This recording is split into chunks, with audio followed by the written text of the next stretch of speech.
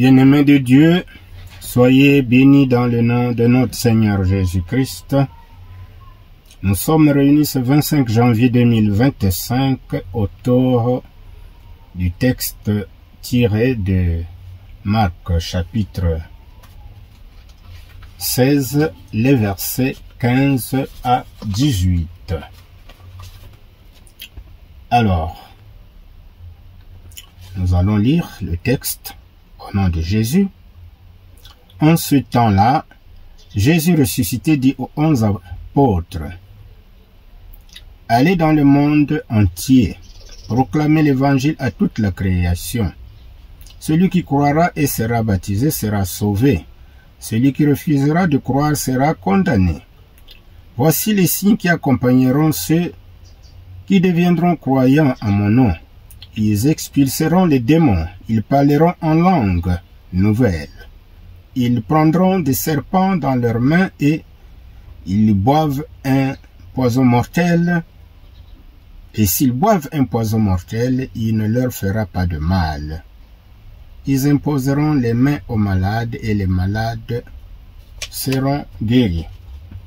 Alors, il est intéressant que nous puissions lire le texte complémentaire, sinon synoptique, qui se trouve dans Matthieu 28, les versets 16 à 20. Les 11 disciples allèrent en Galilée, sur la montagne que Jésus leur avait désignée. Quand ils le virent, ils se prosternèrent devant lui, mais quelques-uns eurent des doutes. Jésus s'étant approché, leur parla ainsi: tout pouvoir m'a été donné dans le ciel et sur la terre. Allez, faites de toutes les nations des disciples, les baptisant au nom du Père, du Fils et du Saint-Esprit, et enseignez-leur à observer tout ce que je vous ai prescrit.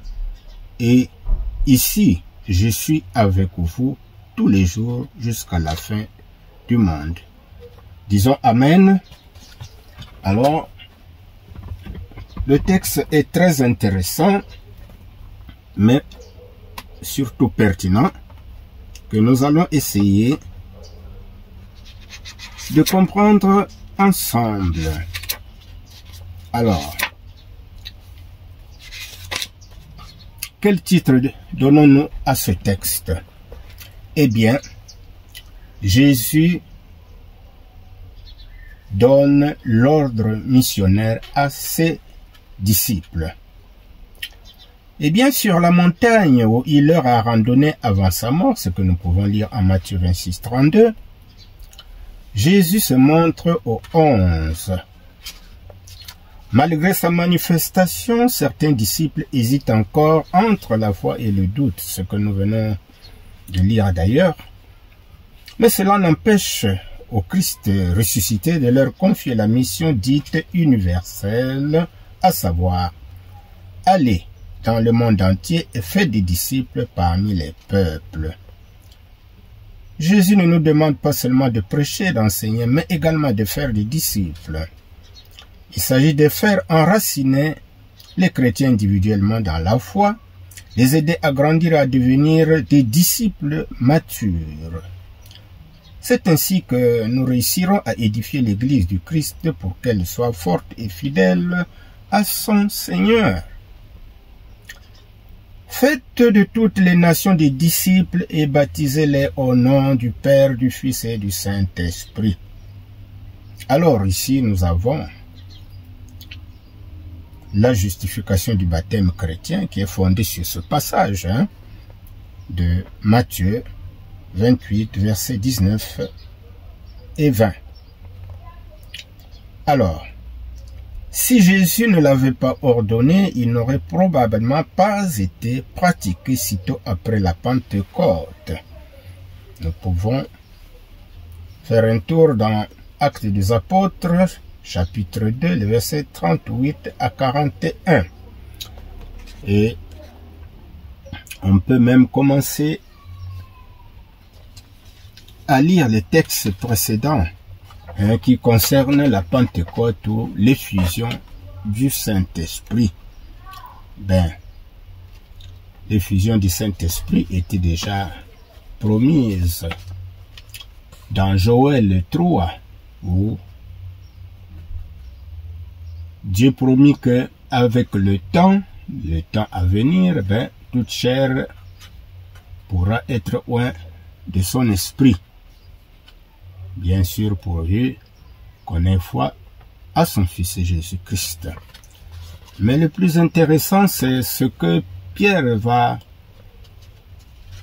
essayer d'exposer, le ministère de Christ, qui a été un ministère pas facile au milieu des hommes, puisqu'il en est mort, crucifié en plus.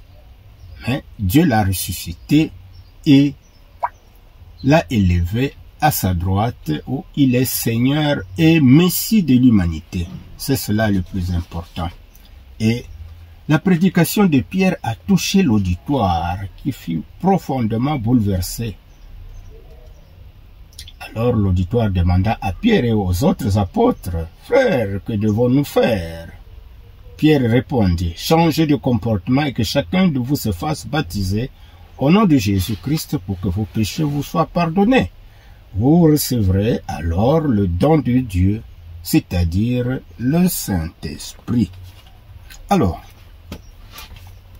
finalement, le baptême était d'abord administré au nom de Jésus, ce qui était une manière d'affirmer ses droits sur les croyants. Plus tard, l'invocation de la Trinité a complété celle de Christ. Et aujourd'hui, il y a des églises qui baptisent simplement au nom de Jésus, d'autres au nom de la Trinité, mais il n'y a pas de contradiction là-dessus. On est tous sur la même longueur d'onde. Alors, l'œuvre que le Christ devait accomplir pendant son incarnation est terminée. Il nous accorde sa présence pour que nous puissions achever la nôtre. Puisque Jésus nous dit, « Je suis avec vous tous les jours. » Ce sont là des paroles d'encouragement. Car Jésus est vivant et présent à jamais dans notre vie et parmi ses disciples. Il nous conduit et nous protège. Alors, quel enseignement devons-nous tirer de ce texte? Bien sûr, avec un rapport avec l'ordre missionnaire. Posons-nous des questions. Est-ce que chaque chrétien est appelé à devenir prédicateur? C'est la première question. La deuxième. Quelle est l'importance du baptême pour un chrétien?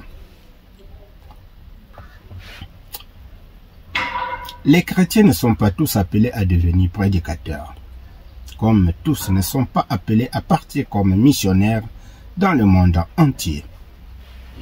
Mais tous ont leur part dans l'accomplissement de l'ordre missionnaire.